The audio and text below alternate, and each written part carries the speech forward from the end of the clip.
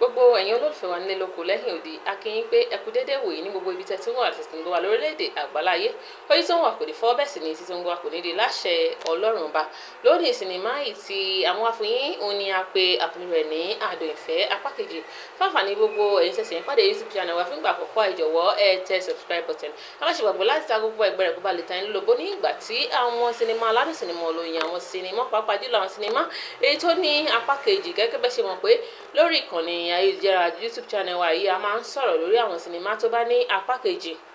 bíi ADUN IFE yìí bí ó ṣe rí ẹ dákun ẹ tẹ subscribe button ẹ like ẹ comment ẹ share videos wa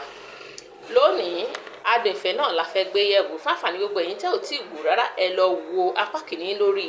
Aventi ẹ̀ lẹ́tí máa rí apá kìíní wò fáfàní gbogbo ẹ̀yin tẹ́ ti fẹ́ wo apá kejì orí rẹ̀ náà lẹ̀ ti padà tuntun wo àwọn òṣèré èyí tó kópa nínú rẹ̀ ní